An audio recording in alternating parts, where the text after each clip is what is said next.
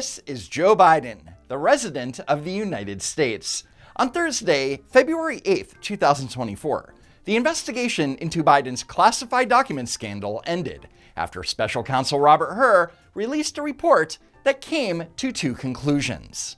A, that there was evidence that Joe Biden willfully retained and disclosed classified materials after his vice presidency when he was a private citizen. And B, that he would not be charged because a jury would not convict a well-meaning elderly man with a poor memory. So Biden, apparently against all common sense, decided to hold a last-minute press conference in what would be a failed attempt to defend himself. Mr. President, for months when you were asked about your age, you would respond with the words, "Watch me." Many American people have been watching, and they have expressed concerns about your age. That is your judgment. That is your judgment. That is not the judgment of the press. Don't I have the press in my pocket? Well, why would the press have concerns about me? And while much of the press isn't concerned, American voters are. An ABC News poll conducted right after the report was released found that a majority of registered voters, 86% to be exact, believe that Joe Biden is too old to serve another term as president, with good reason. For example, during that press conference, Joe Biden started speaking about getting humanitarian aid into the Gaza Strip. As you know, initially, the president of Mexico, Sisi, did not want to open up the gate to allow humanitarian material to get in. I talked to him. I convinced him to open the gate. So, A, El Sisi is the president of Egypt, but Joe Biden thinks he's the president of Mexico. And B, the last time I checked, Mexico does not border the Gaza Strip. But whatever, it's fine. Joe Biden makes mistakes, just like everyone else. Is it a perfect answer? Is it great to misspeak? No, it's never great to misspeak. I promise everybody on this panel right now has misspoken and said the wrong name or the wrong date in a conversation. But, because the misspeak thing happens all the time. To everybody. Every single person. I remember sitting at this table and once confusing South Korea and North Korea. I know better if you ask me. Will Joe Biden get it right every day, every time, every interview?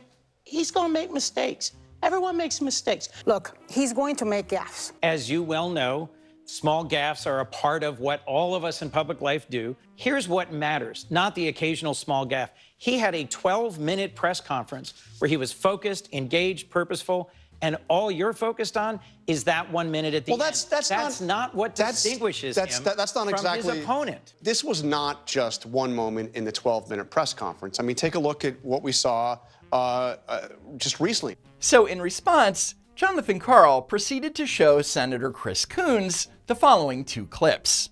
There's been a response from there's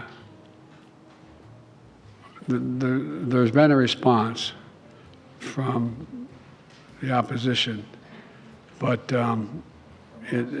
yes, I'm sorry, from Hamas. And I sat down and I said, America's back.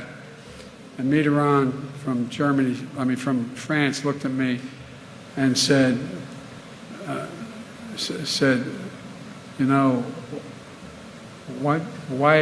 long are you back for? Mitterrand, whether he's from Germany or France, obviously he's from France, but he's been dead for 25 years. Even Jonathan Karl, who hates Donald Trump with a passion, can't ignore the fact that Joe Biden is a frickin' mess. I know it's killing him to have to cover it.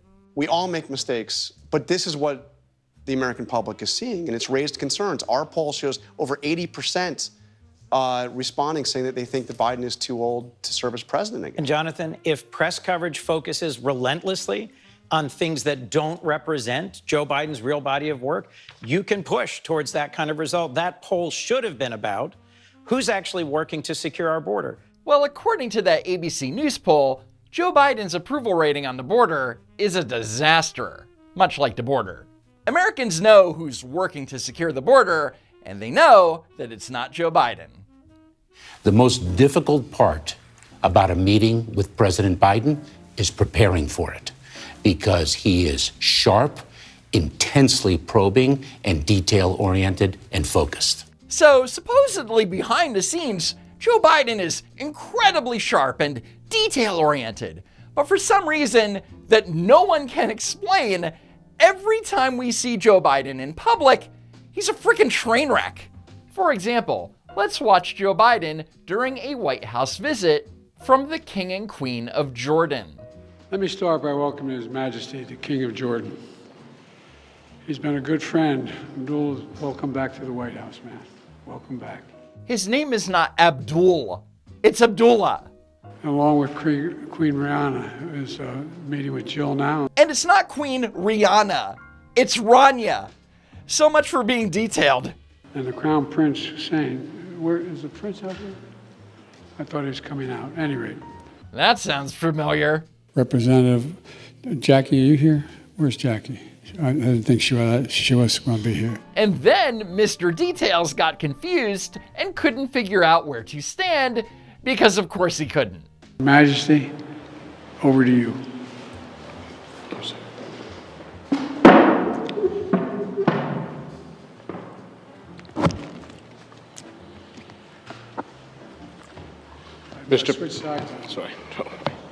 Mr. President, thank you.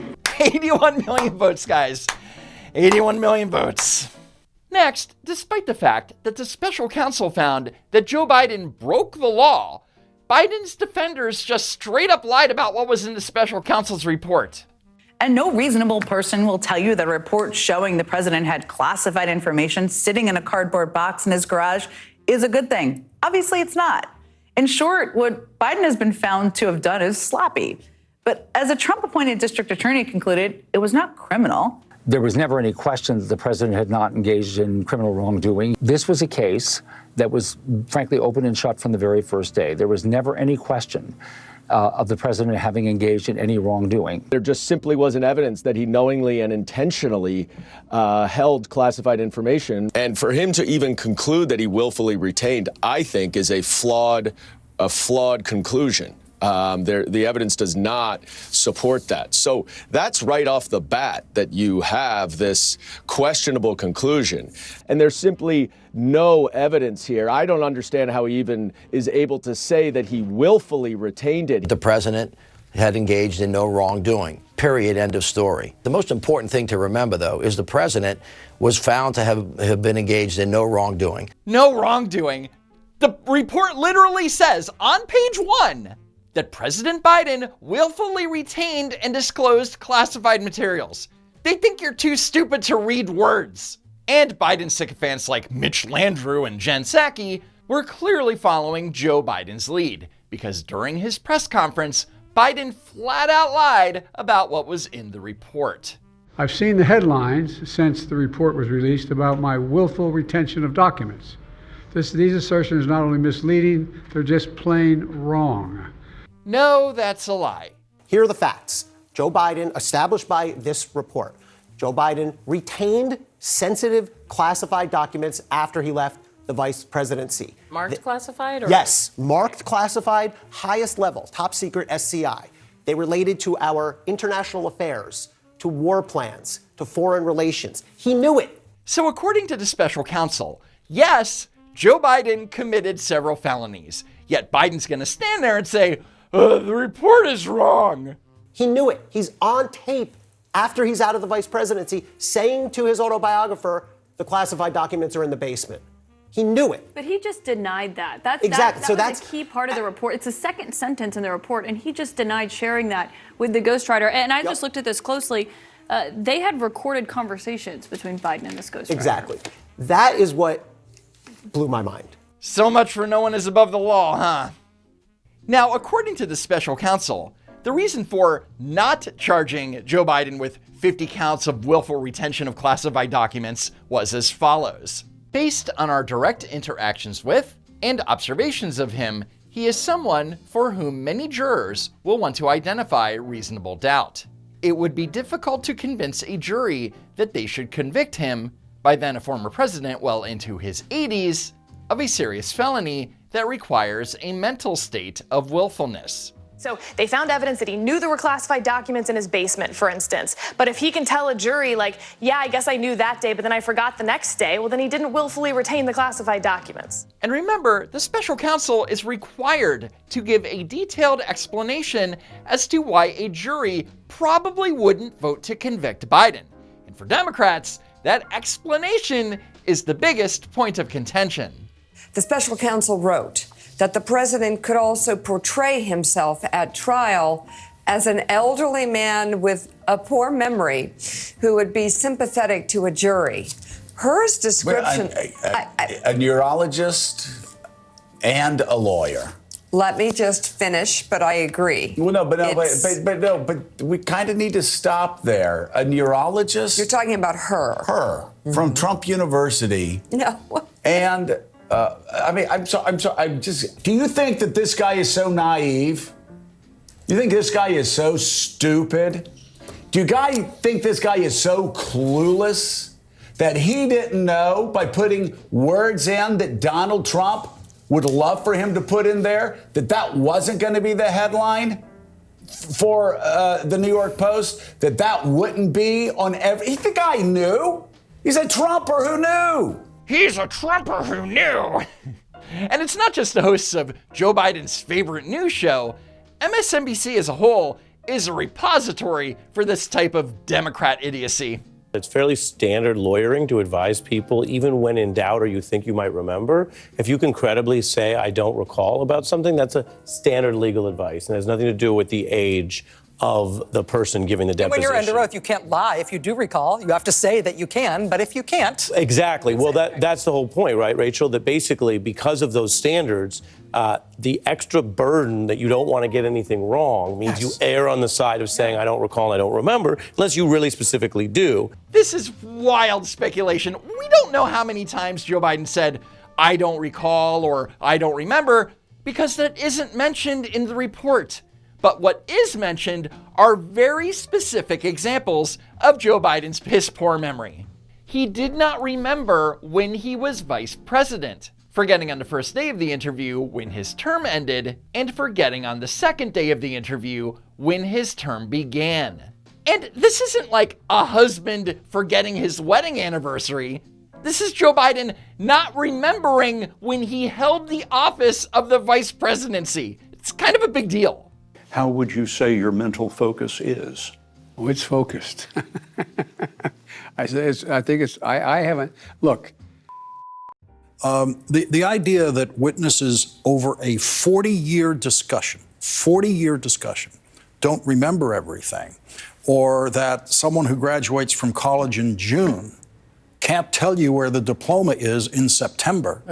That seems to be a condition that this special prosecutor doesn't understand in the human mind. So what Lawrence O'Donnell is saying is that because special counsel was asking him about classified documents going back as far as 1978, that it's normal that Biden would forget, when he became the vice president. Makes sense to me. What's your problem? Now, the part of the special report that got Democrats riled up the most was when special counsel Hur wrote that Joe Biden did not remember, even within several years, when his son Beau died. Joe Biden himself was literally seething at this part of the report. In addition, I know there's some attention paid to some language in the report about my recollection of events. There's even reference that I don't remember when my son died. How in the hell dare he raise that? And some of Biden's defenders made excuses for the resident, saying that it's completely normal to forget, within years when a family member died. That might be a date that I might forget. I'm not saying that he did forget, but if he did, that is something that in some ways is understandable. Nobody's closer to me. Nobody's been closer to me in my lifetime than my mom. If somebody asked me in the middle of a deposition, what year did your mom die? I go, I don't know, 2017, 2018, 2019. I don't know. Bullshit. Why would he want to remember the day that his son died? Why?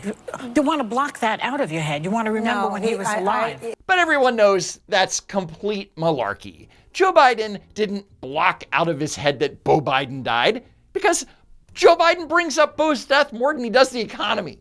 Now, were Democrats concerned? That he couldn't remember within years when his son died? Nope. Instead, they were pissed off that the special counsel would have the audacity to ask Joe Biden about it. For some reason, you had the guy, the special counsel, asking, "Hey, what year did your son die?" But the larger question is, why the hell are you asking that question? Right. What does that have to do with the retention of classified documents? And during the infamous press conference, Joe Biden specifically said that the special counsel asked him when his son died.